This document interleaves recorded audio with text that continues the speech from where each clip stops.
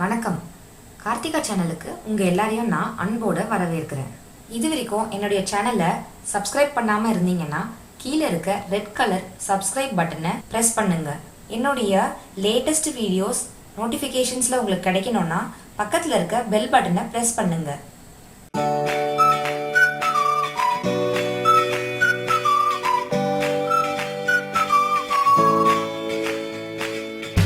Hello friends, வணக்கம். கார்த்திகா சேனலுக்கு உங்கள் எல்லாரையும் நான் அன்போடு வரவேற்கிறேன். இன்றைக்கி நம்ம சேனலில் பார்க்க போகிற ரெசிபி என்ன அப்படின்னு பார்த்தீங்கன்னா, நம்ம எல்லாருக்கும் ரொம்ப ரொம்ப பிடிச்ச சிக்கன் பிரியாணி ரெசிபி தான் பார்க்க போகிறோம். அதுவும் சிக்கன் பிரியாணி நம்ம வீட்டிலையே ப்ரெஷர் குக்கரில் ஈஸியான இன்க்ரீடியன்ஸ்லாம் யூஸ் பண்ணி செம்ம டேஸ்டியாக எப்படி செய்யலாம் அப்படின்னு பார்க்க போகிறோம். அதோடைய செய்முறை என்னென்னு பார்க்குறதுக்கு முன்னாடி இந்த ரெசிபி செய்கிறதுக்கு தேவையான பொருட்கள் என்னென்னு பார்த்துட்டு வரலாம் வாங்க. அரிசி, சிக்கன், எண்ணெய், நெய், பட்டை மற்றும் லவங்கம், பிரியாணி இலை, ஏலக்காய், ஸ்டார் அனாசி, பச்சை மிளகாய், வெங்காயம், தக்காளி, இஞ்சி பூண்டு விழுது, காஷ்மீரி சிவப்பு மிளகாய் தூள், தனியாத்தூள், பிரியாணி மசாலா தூள், கரம் மசாலா தூள், மஞ்சள் தூள், உப்பு,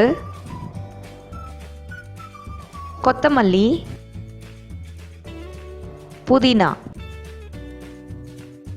எலுமிச்சை, தயிர். பிரியாணிக்கு நான் ஒரு ப்ரெஷர் குக்கரை அடுப்பில் வச்சு ஆன் பண்ணியிருக்கேங்க. இதில் 2 டேபிள் ஸ்பூன் எண்ணெயும் 1 டேபிள் ஸ்பூன் நெய்யும் விட்டுருக்கேன். 3 பிரிஞ்சி இலை, 2 ஸ்டார் அன்னாசி, 7லேருந்து 8 லவங்கம், 3 பட்டை, 2 ஏலக்காய் போட்டிருக்கேன். 1 பச்சை மிளகாவை நீட்டு வாக்கில் கட் பண்ணி போட்டிருக்கேன். 2 பெரிய வெங்காயத்தை ஸ்லைஸ் பண்ணி போட்டிருக்கேங்க. இதில் நல்லா வதக்கி விட்டுருங்க. வெங்காயம் எல்லாம் நல்லா சுருண்டு வதங்கி வரட்டும், அது வரைக்கும் நல்லா வதக்கிடுங்க. பாருங்கள், நல்லா வதங்கிடுச்சு. இந்த நேரத்தில் நம்ம இஞ்சி பூண்டு விழுது சேர்த்துக்கலாம். 3 டீஸ்பூன் இஞ்சி பூண்டு விழுது சேர்த்துருக்கேன். இஞ்சி பூண்டு விழுதோடைய பச்சை வாசனை போகிற வரைக்கும் நல்லா வதக்கிடுங்க. சுருள இஞ்சி பூண்டு விழுது நல்லா வதங்கிடுச்சு.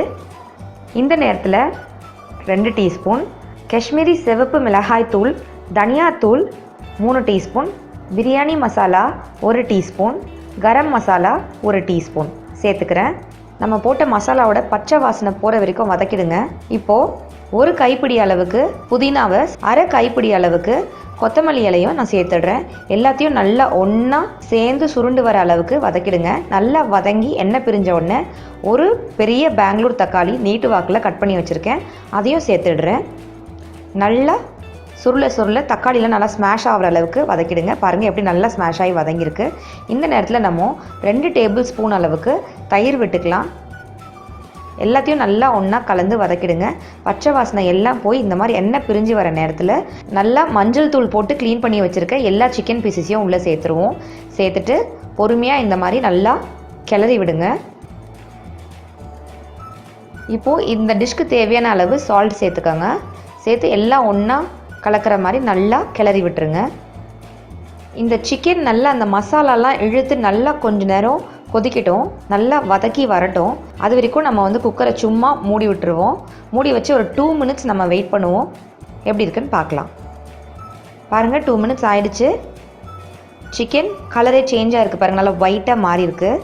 இப்போ நல்லா வதங்கிடுச்சு. இந்த நேரத்தில் நம்ம தண்ணி சேர்த்துக்கலாம். 1 கப் பாஸ்மதி அரிசி எடுத்திங்கன்னா அதே கப்பில் 1.5 கப் தண்ணி ஊற்றணும். நான் இன்றைக்கி 3/4 கிலோ சிக்கனும் 3/4 கிலோ பாஸ்மதி அரிசியும் எடுத்திருக்கேன். ஏற்கனவே நான் தண்ணி அளந்து வச்சுருக்கேன். அந்த தண்ணியை இப்போ நான் இதில் சேர்த்துக்கிறேன். ஒரு வாட்டி நல்லா கிளறி விட்டுருங்க. இதையும் கொஞ்சம் நேரம் க்ளோஸ் பண்ணி விட்டுருவோம். ஏன்னா நல்லா கொதி வரணும். கொதி வந்ததுக்கப்புறம் தான் நம்ம அரிசியை சேர்க்க முடியும். 2லேருந்து 3 நிமிஷம் ஆச்சு. கொதிக்குதான்னு பார்க்கலாம். பாருங்கள், நல்லா கொதிக்க ஆரம்பிச்சிருச்சு. இந்த நேரத்தில் நான் பாஸ்மதி அரிசி நான் சமைக்க ஆரம்பிக்கும் போது நல்லா அலசிட்டு தண்ணியெல்லாம் வடிகட்டி அப்படியே ஊற வச்சுருந்தேங்க. அந்த அரிசியை நான் இப்போ இதில் சேர்த்துக்க போகிறேன். பரவலாக எல்லா இடத்துலையும் சுற்றி சுற்றி இந்த மாதிரி சேர்த்து விட்டுருங்க. அரிசி சேர்த்ததுக்கப்புறம் ரொம்ப கிளறக்கூடாதுங்க. லைட்டாக அது உடையாமல் பார்த்து ஜாக்கிரதையாக இந்த மாதிரி கிளறி விட்டுருங்க. நல்லா ஒரு கொதி வரட்டும். பாருங்கள், நல்லா கொதி வந்துருச்சு. இந்த நேரத்தில் நீங்கள் உப்பு காரம் டேஸ்ட் பண்ணுறதுனா டேஸ்ட் பண்ணிக்காங்க. கரெக்டான அளவு உப்பு போட்டுட்டு ஒரு சிட்டிக்கு அளவுக்கு உப்பு ஜாஸ்தி இருந்துச்சுன்னா அந்த டிஷ் வந்து உப்பெல்லாம் இழுத்து வெந்து நம்ம சாப்பிடும் போது கரெக்டான உப்பு டேஸ்ட்டில் இருக்கும். இப்போ எனக்கு நான் டேஸ்ட் பண்ணி பார்த்தேன், கரெக்டாக இருக்குது. இப்போ நான் போட்டிருக்க உப்பு வந்து அந்த ஒரு சிட்டிக்கு எக்ஸ்ட்ரா உப்பு தான். வெந்து வரும்போது அது கரெக்டாக இருக்கும். இந்த நேரத்தில் நம்ம வெட்டி வச்சுருக்க புதினாவையும் கொத்தமல்லியும் நான் சேர்த்துடுறேன். ஒரு அரை லெமன் பிழிஞ்சு விட்டுடுறேன்.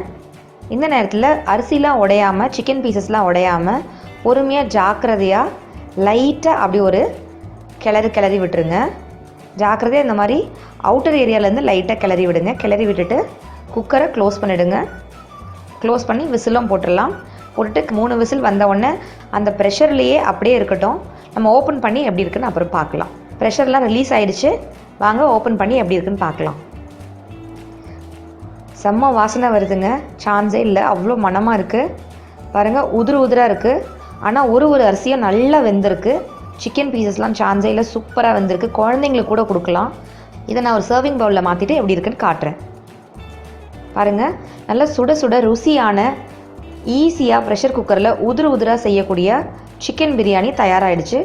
இந்த ரெசிபி உங்களுக்கு பிடிச்சிருக்கோம் நான் நம்புகிறேன். அப்படி பிடிச்சிருந்துச்சுன்னா மறக்காமல் லைக் பண்ணுங்கள். உங்கள் ஃப்ரெண்ட்ஸுக்கெலாம் இந்த ரெசிபியை ஷேர் பண்ணுங்கள்.